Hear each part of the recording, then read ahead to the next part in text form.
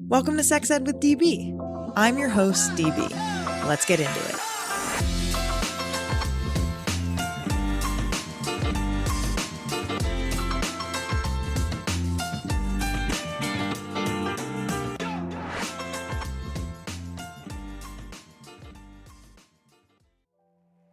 We talk a lot about sex education, but when I'm shopping for products to support my sexual wellness, exploration, and expression, I head to the experts at Lion's Den. Lion's Den is an adult retailer with over 50 locations nationwide and hundreds of your favorite brands. They have everything you need to explore and express your sexual side. Right now, you can use code SEXEDWITHDB for 15% off your purchase in-store and online at lionsden.com.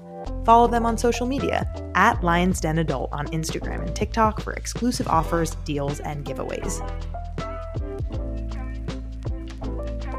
When you think about the words pleasure and power, what comes to mind? If you're a fan, you know my answer will always be the Magic Wand. As the world's first ever and best-selling massage wand, the Magic Wand's familiar shape and legendary power have made Magic Wand a cultural icon. Revered by millions, it transcends planes of culture and gender. Its impact is so great that Time magazine included it on its list of the most influential gadgets of all time. Want to get in on the fun? Go to sexedwithdb.com/magicwand to learn more and see how you could win your very own Magic Wand.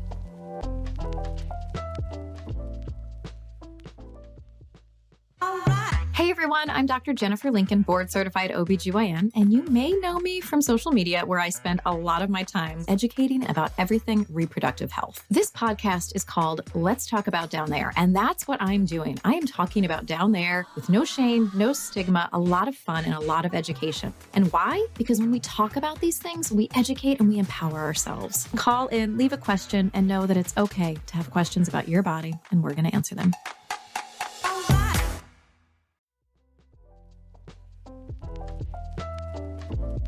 So, you're ready to experiment with anal play, but you're not sure where to start. If I were you, I'd start with education and products by a company founded by a doctor who's an expert on anal sex. I'm talking about Future Method. Future Method develops science-backed products and doctor-led education to maximize pleasure, eliminate injury, and empower the way people choose to play in the bedroom. They even have a blog that puts education at the forefront, on topics both popular and taboo. Use code SEXEDWITHDB for 15% off at futuremethod.com.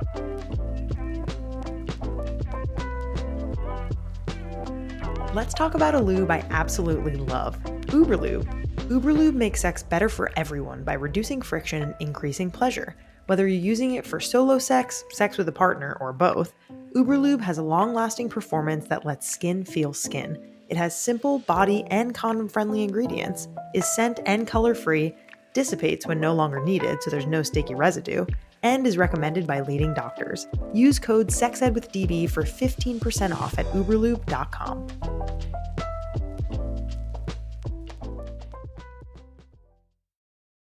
Hello. Welcome back to another amazing episode. I am jazzed that you're going to be hearing from Ambreen Molitor today. She is an amazing and talented leader at PPFA, Planned Parenthood Federation of America, who heads PPFA's digital learning tools, such as the period and birth control tracking app called Spot On, Roo, ROO, which is a sex ed chatbot for teens, and Chat Text, spelled CHAT/text, where trained health educators are available to answer your sexual health questions and help you come up with a plan. So cool. If you want to learn more about those tools and learn about them and use them, go to plannedparenthood.org/learn to learn more. And this is just a really, really interesting episode. We talk all about AI and its place in sex education. And we talk about the benefits of AI. We talk about if Ambreen has any skepticism around it and what that really looks like. And I just really thought she was so cool and was such a fan of her. Her job title is so neat. You're going to hear her say this, but I just can't wait. It's the National Director of Innovation at Planned Parenthood Federation of America. So freaking cool. A couple little pieces of housekeeping before you hear from Ambreen. a little contest we're running. If you like to win prizes, which of course you do, I would love for you to rate and review us on Apple Podcasts and Spotify. And if you email us screenshots of your rating and your review on both platforms, you will win a prize. So email us at sexedwithdb@gmail.com. Don't forget, both Apple Podcasts and Spotify. And just a quick shout out to our sponsors. If you go to sexedwithdb.com/discounts, you will find amazing, amazing products that you can get a fat discount code on, all products that I love and use. And just love my sponsors. They allow me to do this full time as a job, and I'm just so grateful.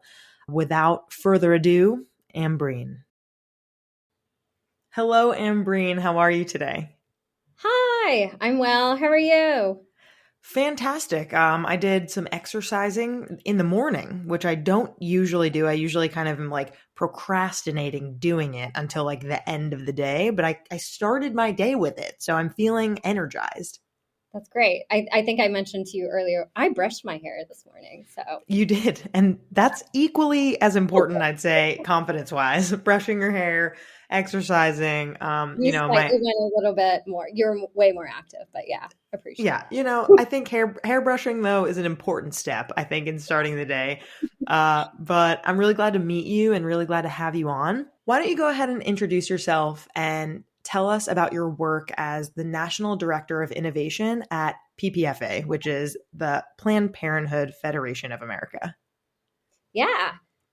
So in the 5.5 years that I've been at Planned Parenthood, I've worked in innovation in different realms.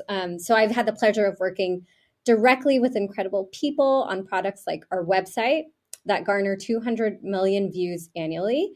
What? That's a very high number. We need to really highlight that. Yeah.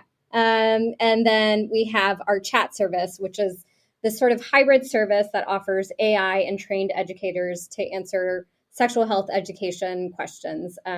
It's about anywhere from 400 to 700,000 people annually. And this product is offered anonymously, free, and very much, accessible to all. And then finally, I also work with a team that oversees Spud On, which is our period and birth control tracking app. That's had about 2.5 million downloads, and it's available both in English and Spanish. And so together, all of these things, these products bring close to 2 million people to book an appointment on our site to a Planned Parenthood health center. Wow. How do you come up with the goals of like how many people kind of view these products and services and apps versus like they convert, right? It's called conversion in the biz. How do you convert people from looking at something to actually working with a Planned Parenthood professional? Yeah, I mean, there's most of that direction is actually we lean into whatever is most needed for the user. So sometimes folks come in and they just simply want to learn. And when it feels appropriate, we come in and say, if there's something more that you need to learn about, you can do that with a clinician or a provider, healthcare professional. So we're able to, within these, experiences, whether you're like reading content on a website or tracking your period or menstrual cycle, or talking to an educator and have particular questions, we don't pop out a banner and say, right now is the time to book an appointment. It's very much more embedded, very organically, very seamlessly into either a conversation or experience. So we're very mindful of balancing, the way of meeting people at the right moment and getting them to book an appointment, and then not feeling so inauthentic when we do that too. It's a fine balance. Absolutely. I have to say, the way that you're describing your job very much is how I would have described my dream job like 5 years ago. Like you're living like my and many other people's actual dream. Like I got into sex ed and I was like, I'm going to make like sex ed and work and do, media stuff. I'm going to create videos and content and, using AI and like figuring out how to reach people that way is so cool. Like, do you have a lot of clout in like your family and your friend circles? Do they think that you have the coolest job ever, or is that just me? I think my parents are still struggling to figure out what I'm doing. Okay. They're like, we're they are, trying to understand. yeah, they were like, there's tech and there's like care and there's Ambreen. She's doing something. Some combination of that is really just succeeding. I think in a very, I think most of my family and friends are just very proud that I found a path from like being a tech nerd and found a home where a tech nerd can also be part of a movement. So I think that's I think the in the fuzziest way what I feel most people are excited and proud about. I don't know if they know the details as I'm telling you this, but yeah, in the highest level, that's what they're excited that a tech nerd has a job here. So correct. Yeah. Tell me like how you got here. Like what got you into this work? Did you have kind of an aha moment where you were like, this is when I want to be in the field of sexual health, like coming from tech, or tell me all about that. So my sort of story is it came from a very personal narrative that got me here. I had a myomectomy in my late 20s. And for folks that are listening and that don't know what it is, it's basically a surgical procedure that removes these benign tumors that are called fibroids. And they oftentimes increase chances of infertility. So, in my late 20s, getting pregnant wasn't like something that was top of mind for me then. But once I knew what was happening to my body, I was kind of like, oh, hell no.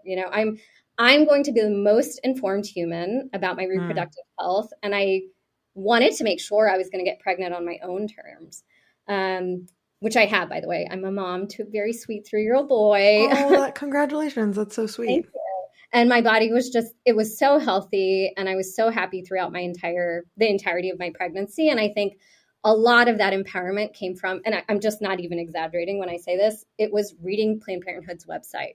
It was downloading Spot On.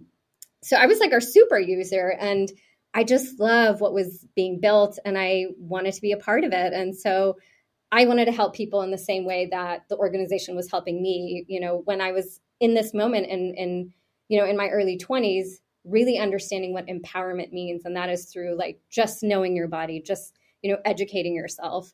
The other thing is I also had an abortion, and to have that right was life-changing for me. So casually all to say, I'm in this fight with Planned Parenthood for the long haul. I mean, a lot of what we bring, whether that be the services or the tools that we built, were what, made me plan my family and, empower me throughout my journey. And so that's my personal, connection to Planned Parenthood and how I got really interested in figuring out a path towards how I could find a career here. That's very powerful. I don't think many people have as personal of a story. First of all, thank you for sharing. And I think the field of sexual and reproductive health is really unique in that sense. Like when we're talking about our bodies and our experiences and our relationships with ourselves and with other people, it can get really, really personal. And so it makes a lot of sense why it would feel so empowering, I imagine, for you to be a super user all the way to the person who's kind of running, in charge of these programs. Is that how you would describe it? Yeah. You said that much more eloquently, but yes. Yeah. No, I think you basically, you said that. I'm kind of repeating, but I just really relate with that. I think a lot of people who come to this field come from personal experiences, whether that be from motherhood or pregnancy or birth control or abortion or STIs, whatever it is. And I think a lot of it comes from, at least from what I chat with guests about, I didn't have this as much as I wanted. And in your case, Planned Parenthood is amazing. I'm also a super user of Planned Parenthood site. As a sex educator, I use the content constantly and reference it. And so I think it's really, really important, just in general, that we kind of recognize that folks who are in this field, like a lot of us do have a personal connection to it. Yeah. And I think there's a connection to the curiosity, right? Like we want to dig deeper. And so I think that's the sort of similarity I find with my colleagues too, is we're just kind of going deeper into the why, and like surface level isn't enough. So yeah. Totally. Yeah, absolutely. I want to talk a little bit about the way in which you design these programs and products. So, in doing some research on you, it seems like you and your team use human-centered design to build products. And I'm wondering if you can talk about a little bit more about your products and kind of a one-liner on each of them, and what people use them for, and what human-centered design actually looks like and how it's realized. Yeah, maybe I could start by talking about what human-centered design is, and then maybe within that, I'll give like examples of how we do that in products, and then I'll dig deeper. So human-centered design has been a common approach in a lot of tech or design-driven organization. And it's the approach to designing usable and useful products. And you do that by focusing on what the user wants, what the user needs, and then you layer it on top with human factors, which we call usability in the solution. I think I used a lot of words that are like more tech speak, so I'll translate them soon, but bear with me here. So another way to describe it, it's often the antithesis of a business-centered design. So business-centered design is where the bottom line is revenue, and the question is like, what's in it for the business? Human-centered design says what's actually best for our user, what does a user need? And inherently, the answer to that question brings revenue to an organization. So that it's sort of flipping the question of like, what's the bottom line? How are you going to make money? And you don't even ask that, because inherently, when you ask, what does the user really need? And what are we going to do about it? That answer is the like same answer to the bottom line, but you're just actually putting the user's needs ahead of the business when asking that. So there's conversations around user needs and the usability piece. So I can give an example about what we mean when we talk about user needs. So Spot On, which is our period and birth control tracking app, and just I'm going to give a little bit of context so people can wrap their heads around the product. It's, as I mentioned before, is our period and birth control tracking app. And the way that it was built, we focused on user needs. So when we built it in 2016, there were already, I want to say at that point, maybe like dozens, if not hundreds of period tracking apps already in the app stores. But a lot of people were sort of targeting it. Even still, if you look at the way that period tracking apps are advertised, they're talking about fertility, about getting pregnant. But what you miss out on is this opportunity to talk about why people wanted to track their periods and acknowledge that people were sexually active or wanted to track their periods and did not want to get pregnant. And so when we did that, you almost instantly, the first year we had millions of downloads and a lot of people saying, this is great. I've seen a lot of period tracking apps. I've downloaded them myself, but you could tell they're catered towards someone that really wants to get pregnant. I don't. I actually want to prevent pregnancy, but I still want to track my menstrual cycle, want to intake birth control. I also want to just understand my body more. And so that was us kind of looking at the landscape and saying, okay, well, everyone's doing period tracking apps around fertility. But what we're hearing from the users is this would be cool if actually you had things that helped me not get pregnant, right? And so that's how we flipped the model. And to this day, we continue to get awards. I mean, I think it was like just this week, we got like the 6 of the world's best period tracking apps. Wow. We were mentioned as one of them. We continue to get those awards, and it's always because we are thinking about, a particular group of users where there are not a lot of period tracking apps that are focused on pregnancy prevention. And the other thing I said about human-centered design was the usability piece, right? So we say, how can we build something that has users front and center? And then we make sure that it's usable, essentially. And so the other example I can give you, and this is for our website, for our chatbot, even for Spot On, for us, usability means accessibility. That means for every digital product we build, we also think about the kinds of people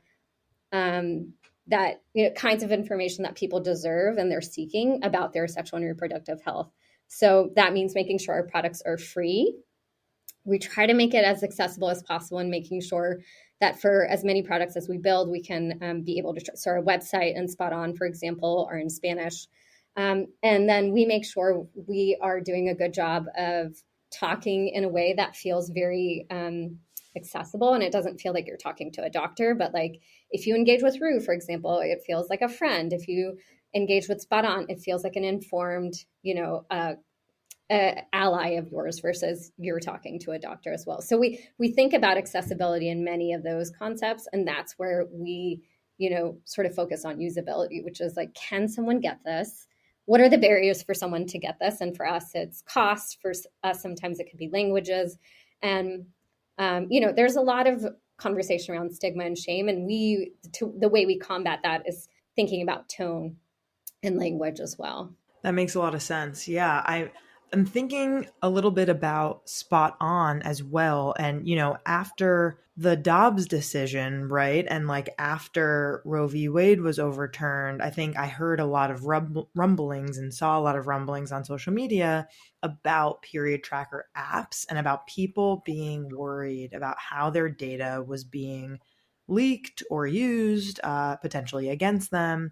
And I wonder if you could talk a little bit about data privacy with Spot On, because I think that folks listening, if you're in, these spaces of sexual and reproductive health, that was very present for a lot of people. And I think that deterred a lot of people from wanting to share that information. And so I wonder if you could talk a little bit about those policies and, data privacy. Yeah.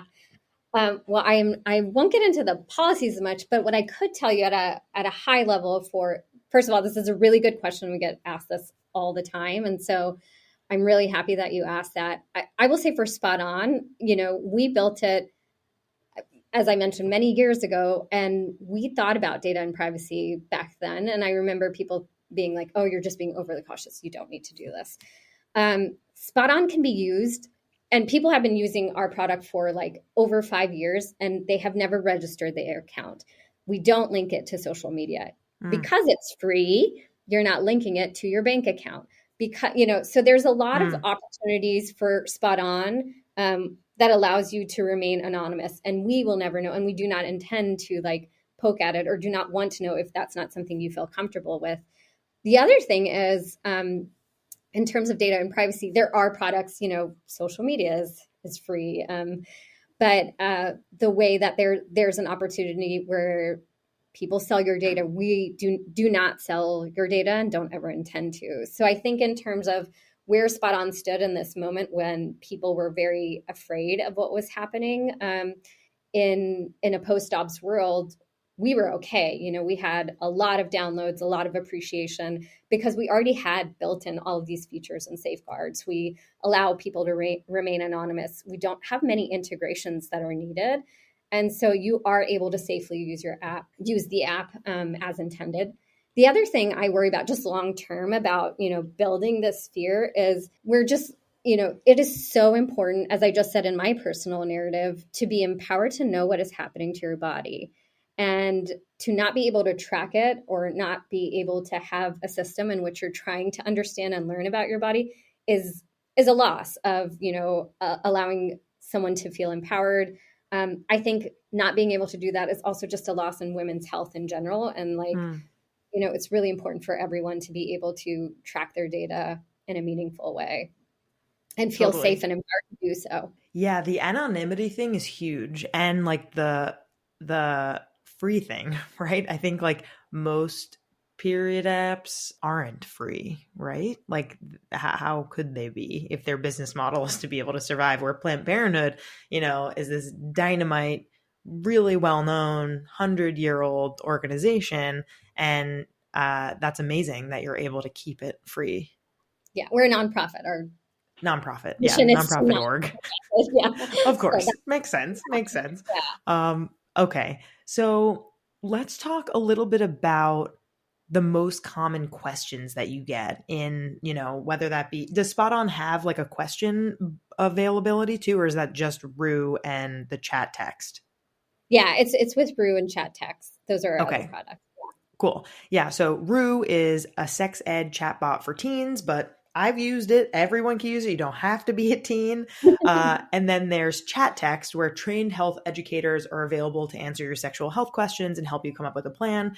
If you're listening, please remember Roo, ROO, and chat/text. Refer everyone you know to these free resources because I feel like people would use them if they knew about them. And I think it's just important to try to get it out there to as many people as possible. So I'll get off my soapbox now because these are very important, important programs. But I'm wondering, what are the most common questions that you get? And then as a follow-up, I'd love for you to talk about how Gen Z, how the younger generation, right? So teens, people in their early 20s are gaining access to sex ed info differently than maybe someone like me who's a millennial or Gen X or older generations.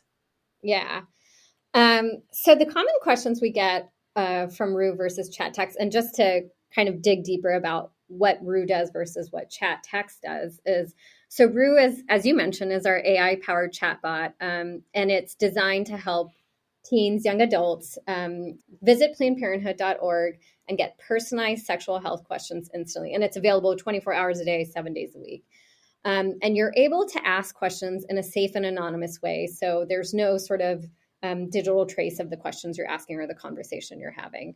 And Roo will answer all of those questions in a welcoming, non-judgmental tone. And the answers that Roo gives are actually oftentimes no longer than the size of a tweet. So 280 characters are roundabout. And that's specifically designed so we can remain succinct and so that it's easy to consume, going back to, usability and accessibility. So what's really interesting about Roo as more users interact with Roo, it's going to evolve and it'll be able to answer even more questions on more topics and learn more about what people are looking for and how they ask questions online. And chat text is the component of Roo. So there's also contained within the conversation when you're having with Roo or, just separately, there's an opportunity for you to talk to an educated, trained professional about the same sort of sexual health questions you have online. That's our chat text offering that we have. And you could do that, again, through the website, or you can text PP Now to get those answers. And so from both sides, to answer the question about what are the most common questions, this is going to be really fascinating. And so when we looked at all of the questions that we were being asked, we looked at it and we sliced and diced it in so many different ways. We looked at it from location, suburbs versus urban places, race, ethnicity, sexual orientation, gender identity, all remarkably the same. There was no distinction between each. But when you sliced and diced it by age, there was a distinct differentiation amongst the common questions that were asked. Oh. So, yeah. So if you were younger than the age of 15, you were more concerned about your body and things that you were wanting to do or about to do. So questions around, what different terms mean, a lot of questions around puberty, and then a lot of interest in consent, which I think is a very healthy trend, right? How to ask someone out, how to talk about how you like someone with your community, whether that be friends or family. So you see a lot of that in the younger age. Folks above 15 were actually gathering information about what you can do based on something you've already done. So there are questions that are indicating, so something like, when should I take a pregnancy test? Can you get pregnant if your partner pulls out? I miss my period, things like that. Those are sort of the questions we start seeing. I don't want to say that these questions are not even asked by younger folks. They are, but I think it's sort of framed in the hypothetical versus situational. Exactly. Right? Yes. So that you can kind of draw those conclusions. But age happens to be the differentiating. There's almost a change in the tone and the way people are asking, the types of questions you're asking. But yeah, those are generally if I could we've got millions of questions. I'm just trying to synthesize. Totally. Yeah, but that's sort of the many questions we see. Let me tell you about one of my favorite pleasure product retailers out there, Lion's Den. If you haven't heard about Lion's Den before, I can't wait to tell you about them. Lion's Den opened its first retail facility in Columbus, Ohio in 1971. That's right, over 50 years ago. Since then, they've grown to more than 50 outlets throughout the US, building their reputation on high-quality products, low prices, and a knowledgeable sales staff who can help you find the perfect toy.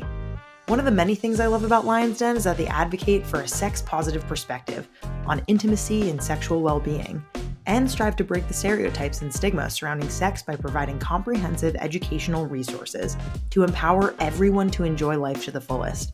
They are simply amazing. Lucky for you, Lion's Den is giving my listeners an exclusive discount of 15% off your purchase, in-store and online with code SEXEDWITHDB at lionsden.com. What are you waiting for? Get your amazing Lion's Den toy now.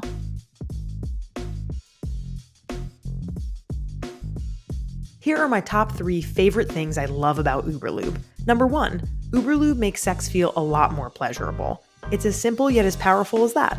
Number 2, Uberlube is recommended by leading doctors, and its body-friendly ingredient list is widely used by people with sensitivities to lubricants. And number 3, Uberlube will not stain clothing or bedding. Any spills can be easily cleaned with detergent and water. Get your bottle of Uberlube now with code SEXEDWITHDB for 15% off at uberlube.com.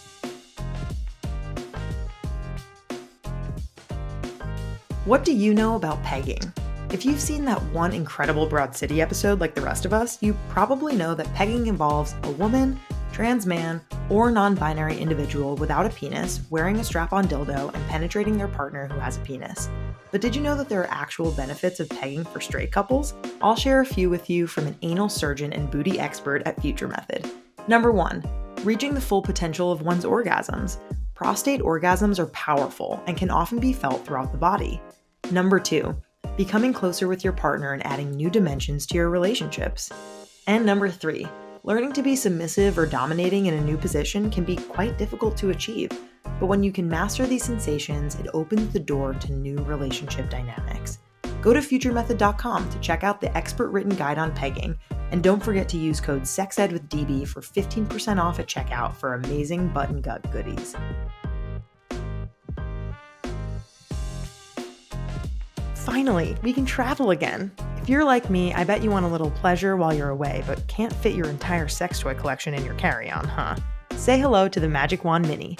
Born into such a famous family, this little wand has quite a reputation to uphold. Challenge accepted. Offering big power, multiple speeds, and unsurpassed quality, the full-featured Magic Wand Mini is more than simply a smaller sibling. It's here to create a legacy all its own. Want to win a Magic Wand Mini for your next trip or staycation? Go to sexedwithdb.com/magicwand to learn more. Abortion. It's one of the most controversial issues in our society, right? Wrong. Abortion is popular, and it's so common that you definitely know at least one person who's had an abortion. Maybe you've had an abortion yourself. So why is so much media coverage stuck, portraying abortion just as a subject of political debate and not a normal part of human experience? I'm Garnet Henderson, and I'm a journalist who specializes in covering abortion. On my show, Access, we talk about abortion in every single episode, answering all the questions that you might have felt afraid to ask. There are no pundits here, only experts, including real people who've had abortions. We've covered everything from abortion and religion to the myth of abortion regret to the fact that adoption isn't a real alternative to abortion. And we cover a new topic in every episode. You can find Access wherever you get your podcasts or at apodcastaboutabortion.com. You know, if you're thinking about it, young teens, like I think when I was in public health school, I learned that the average age of first like PV sex in the US was 17, right? So if you're thinking about that average, then it kind of makes sense that 14, 15, 16-year-olds are saying, I haven't had sex yet, and I'm wondering what to do when I want to. Whereas people who are a little older in their young 20s, I already did that. I had sex. What do I do? And so that like timeline totally tracks. But I think specifically around there just still to me is so much misinformation about pregnancy and about missing your period and about when to take a test. Like we don't get as many DMs anymore because I think I try to make it really clear, like, hey, I can't answer like every single DM. Like, and I do refer people to Planned Parenthood. And I also refer them to a really awesome app called OK So that's geared towards teens. And, it's the same premise where it's like, okay, you can ask this trained group of professionals and they will answer you. And chat text is another resource that I share with folks. but it's kind of like, no, like the second after you have unprotected sex, you are not going to be able to tell if you are pregnant. Like you need to either, if you're wanting to take emergency contraception, here are these options and here's what that looks like. And here are the percentages of how effective each of these things are. But I just find that there is so much panic, of course, right, around that question. Do you find that with the data that you have, is that something that you try to make as much, like a lot of content around, or what does that look like for you? Yeah, there are a multitude of ways of asking that question, right? Like if you skin it, if you like trim it down, the heart of that question is, am I pregnant? Am I pregnant? Right. Right. And there are literally, I think at this point, probably hundreds of different ways that people are coming in and asking us. Right. And so I that is what we spend a lot of time, focusing on, but as we do with consent and all of the other questions. But the ways in which people ask, particularly that particular question of, am I pregnant? It stems from so many different ways. And, we just talked through those examples of like, they did the pullout method. They're like missed their period, or, there's just so many different ways that people are intending to start, or their mindset is coming from a different place or where they are.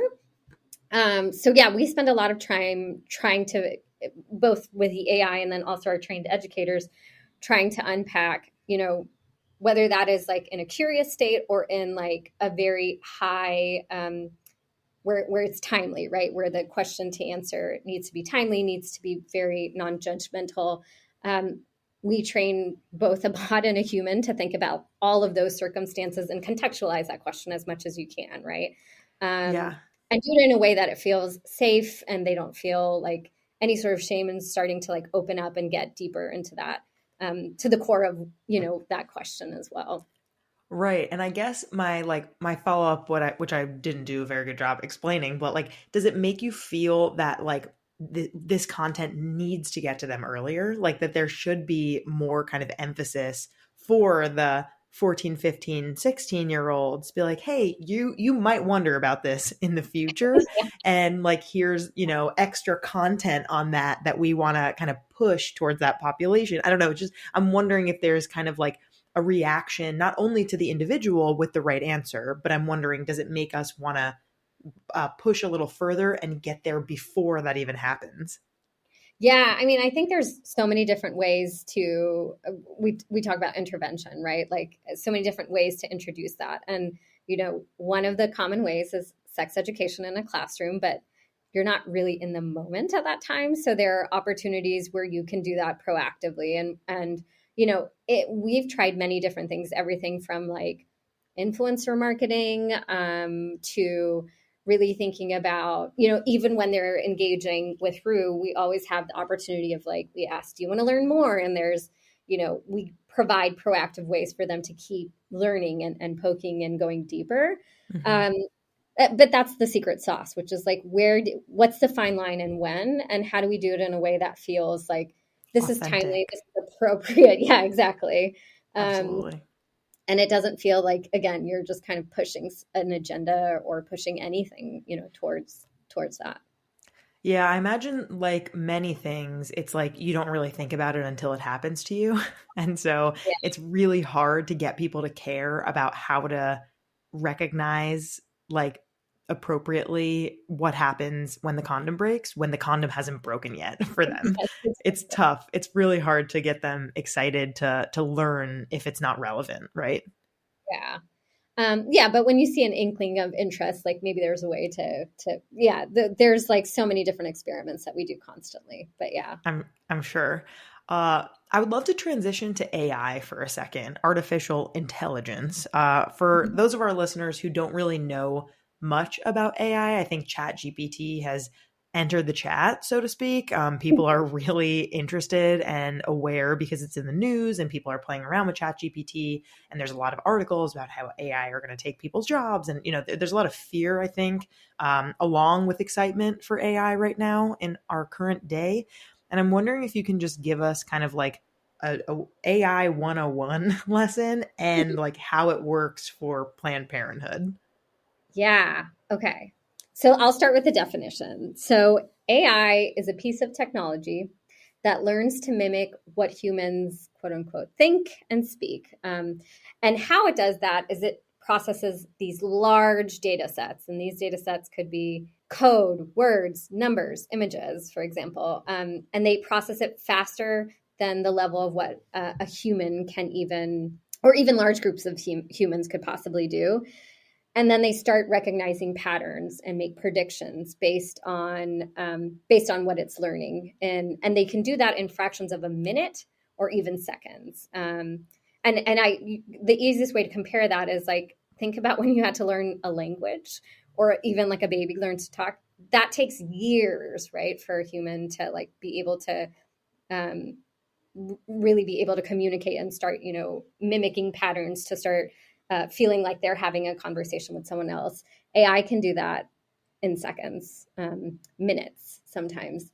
And what that can do, so once, AI has the ability to do that, it can do like so many different things from, it could help you think of a recipe from existing food you have in your fridge. It could write your college essay. It could help businesses scale by mitigating some sort of repetitive staff workload or repetitive tasks that staff are doing. And, for us, that the latter piece, which is like, how can we scale by reducing repetitive tasks? We're not interested in being part of the burnout culture. We're actually not interested in that. And so that's why we started exploring AI. So at Planned Parenthood, we're using AI, and I would like to say very well, I would add, because we've acknowledged in the category of sexual health, like over, chat text has been around for almost a decade, if not over. And we've been able to monitor like millions of conversations. And we can at this point cover and anticipate the majority of questions being asked. And we can train our chatbot, Rue, to answer, we have a can bank of about, I want to say like a range of around 750 plus-ish questions. And we recognize that there are multitudes of different ways to ask those questions. And so therefore you start multiplying the possibilities. Like the question we just talked about, am I pregnant? Like people can type that, or simply there's just like 100 different permutations of that question. And so we built on this foundation of 10 years of conversation and kind of categorized in a way and summarized, like, there's really only a few hundred different flavors of questions being asked, multitude of permutations, but we have found like the base of it. And that's been the secret to our success for how we've used AI. We've been able to launch, within a year and a half, we worked on it. We launched it. And a year after we launched, we had users saying, we have a 90% accuracy rating. So 90% of users that are asking a question have said, this is, Rue's answered my question to my expectations. Wow. It answered it correctly. I feel great about the experience too. And then, the other thing I will also say is we don't just let the AI bot kind of go with the flow. We're constantly, like, humans are actually training the bot, retraining the bot, constantly rewriting rules. And they're actually telling the bot what to say and how to say it. So our bot is only successful because of the human component of it. And we, depending on the spike in the number of conversations we have people looking at it multiple times a day to multiple times a week. And we're looking at it over and over again just to ensure medical accuracy, to make sure that like the tone isn't getting lost as it's like retrained, because it retrains itself and then we have to retrain it too. So we're just doing like a layer of double checking. And that's essentially like how, going back from what AI does to like what we've been able to do. And the way that we've been working, our solution for success was just not letting go of it and letting it do its own thing. But we've been it's like our partner. It's just like another colleague that we're working with, and we continue working alongside it. So that's how we've been using it. Yeah. Are you ever surprised by like an answer it's created by humans, so maybe not, but like, is there anything surprising going on the back end? I think the only thing that has been surprising to us, which shouldn't be, as I say it out loud, given how much time we spent with it, is that I think a lot of people feel way more comfortable talking to a bot than a human, in specific questions, right? And I think it's generally tied to questions that they feel might be stigmatized. So it allows people to get a little comfortable and just get into the spot where they want to go to versus, that's the only sort of differentiation we've seen or something surprising. But again, I don't, it's also, we're talking to a generation that is very comfortable and grew up on digital. So I think that's probably their norm and how they feel most like they're just more well-versed in that than in IRL sometimes or with humans. So it feels like a little bit natural to just get into it with technology than a human sometimes. So that's been really surprising. Yeah, I'm just thinking about my own use. I feel like I am not of the norm, but I always want to talk to a person. Like if I have a customer service issue, right? And like Planned Parenthood's no different, right? If I need a question answered, I'm thinking about it the same way, right? As if I'm whatever on the with the dentist, whatever it is, and I always want to go on the phone and I always want to speak with someone. And I feel like my partner is always like, why are you always like calling people? Like, don't like, that's my nightmare. Like, why would, and I think it's like, are you someone who likes using bots as someone who is the, master of them, creator of them? That's such a great question. I think I am more comfortable messing up. And so when I feel like I'm having a conversation where I'm not an expert, I am so okay to be digital.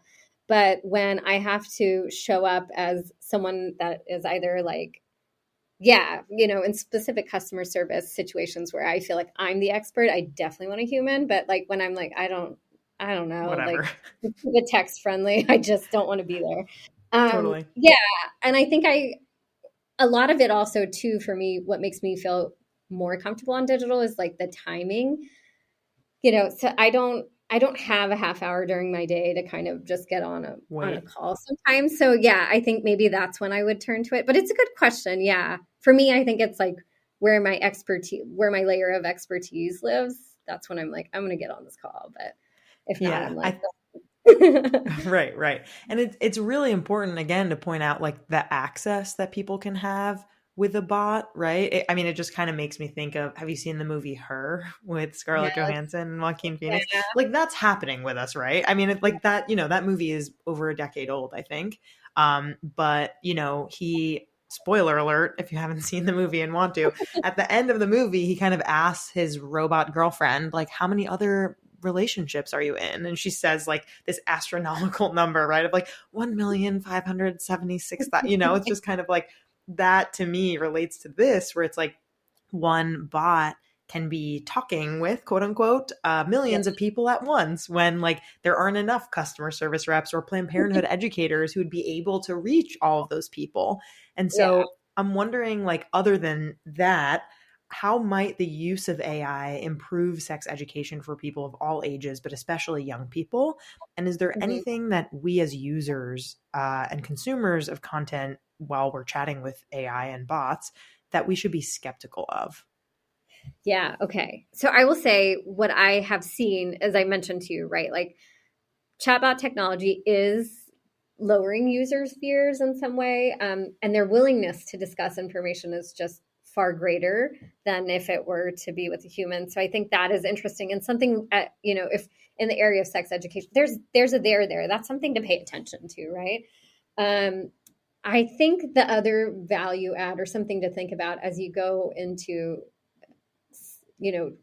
what I like about the bot too is you can go to it whenever you need to, which is like that sort of, we were just talking about what's the right time and the right place.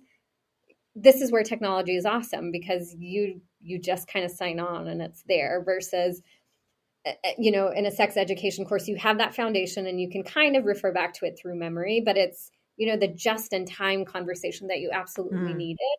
That's the win with not just chatbot technology, but just technology in general. That's the win. I think the younger generation is just, as we just talked about, is much more comfortable online. And they're adept at it. They know how to do it. We did a research with, it was in the height of the pandemic, but it'll be interesting, and we continue to have the same conversations. I remember distinctly a lot of folks we were talking to saying, I feel so comfortable online because there's an edit and a delete button, and there's not in real life. And I think about that a lot because to me, it seems that they feel like technology is very forgiving, right? Like you can type in a Google search and it doesn't have to be spelled correctly, and you can mix up the words and you're fine or something like that, right? But when you want to ask that question in real life, maybe you need to know the pronunciation, or you need to, So I think there's something there that is deeper than that gets to the core of what they're thinking about, which is, they're very comfortable in that space. Like less rejection. Yes, precisely. I think the other thing that they're all very, very aware of, and I will also talk about something that when we were building Ruth, and I never will forget this interview, there was this really amazing junior high kid, and we were talking about, why don't you just search for these questions on Google versus, you're talking to Ruth? And he's like, well, what if I'm a president? Like, what if I want to run for president and Google knew exactly what I searched for? Like, I don't want to get into that. I was like, you are 12. You are amazing. I do hope you become the president. I will vote for you. Yes. But like, that's what they're thinking about, right? Which is like, they know the concept of a digital trail.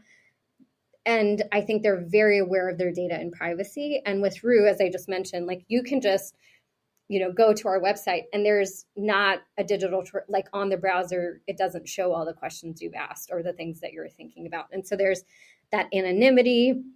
We don't collect or ask any personal information. And so I think there's this safeguard that they feel really good about when they're talking with Rue, which I think is different from other chatbots or chat technologies where they are like upfront being like, give me your email. And like with your email, there's a lot of attachment to, what you've been doing. So I think that's the thing that I would say people are already people are already paying attention to and thinking about. So.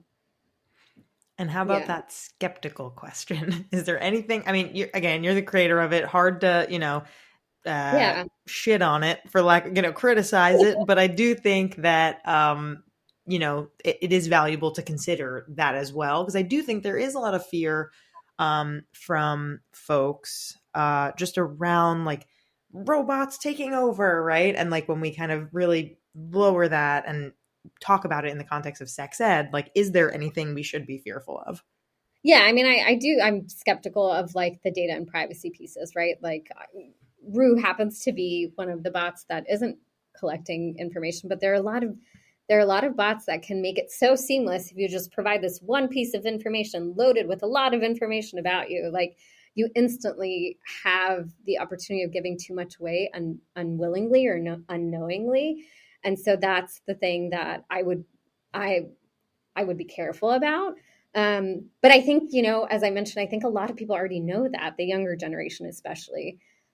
I'm trying to think if there's any others. I don't think I'm skeptical of AI taking many people's jobs, but I think people should look at it as an opportunity, as we have, which is like, I'm not think of it as a threat, but like, how can this be an opportune moment to like buy me more time ultimately to be with my family and not do this redundant bullshit work that I'm doing, So like, I think that's the sort of like mindset I would be in when it comes to AI in general. But I think there's this sort of careful, cautious kind of steps to take, which is like, there's an opportunity where, as we're doing with Rue too, we're training the bot. Like there's still the opportunity for humans to kind of control and think about it, which I think is like the exciting part.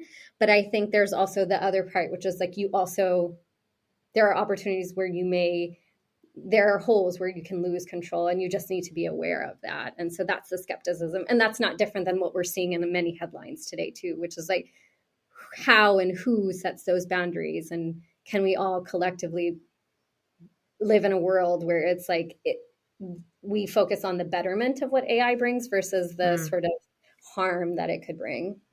Interesting. Yeah. I mean, that's a good point that like humans run it and humans have faults and can be discriminatory and all of those things. And so, of course, if they're training the bot, then that's what the bot is going to be. It listens to the human. I'm wondering what exciting projects you're working on right now, if you want to share any. Yeah, I mean, so innovation's been expanding a lot of our strengths to lead transformation work throughout the org. So, the things that we've been mentioning are really focused on how we scale what we do. And, a lot of the things we're working with innovation now, especially with like academics and some startups that we're partnering with, is really pushing to build social transformation and social impact much more broadly. That takes a little bit more time, right? It's easy to be like, 200 million people came to our site annually, but but to change social impact takes a little bit more time. So we're spending a lot of time on the innovation team really thinking about that impact story and like, what does it mean to really change for the better, for social good, essentially. Yeah, that's really, really important. I'm super curious and excited to see how that comes to fruition and what that looks like. Ambreen, this has been so fun and wonderful. And like I said, like you have my dream job. So just very cool that I'm able to chat with you. And I'm likewise, I love what you're doing too. This is kind of fun. You get to like hang out with amazing people all day. I sure do. Yeah, it's really, really special. And yeah, I'm wondering if you can share where folks can find you, where to find these programs that you're talking about and how they can access all these amazing resources. Yeah, I mean, if you go to plannedparenthood.org/learn, you'll be able to find all of the great resources that we've been talking about. We have hundreds of web pages with all this content, and a lot of them link you out to the products that we have. To stay in touch with me specifically, I will be posting on LinkedIn. So find me on LinkedIn and stay in touch. I'll be posting about our projects, developments that we're doing in the innovation side, and, really thinking about, as I mentioned right now, putting a lot of effort into thinking about impact and measuring impact. So, yeah. Absolutely. Well, thank you again for being on. It's been an absolute pleasure chatting with you. So thank you. Yeah, thank you. Our creator, host, and executive producer is me, Danielle Bezalel. Our producer and communications lead is Catherine Cohen. Our associate producer and communications coordinator is Sadie Luigi. Our marketing coordinator is Kate Fiala. Our music theme is by Hook Sounds. Thanks so much to our featured guests, partners, and listeners. Want to partner with us? Email us at sexedwithdb@gmail.com. For more sex ed content, follow us on Instagram @sexedwithdbpodcast and on TikTok @sexedwithdb. For exclusive content and to submit an anonymous sex ed question, check out my new podcast on Fridays, Curious Sex Ed, hosted with Mariah Caudillo of Sex Ed Files. Go to buymeacoffee.com/CuriousSexEd to learn more. See you next time.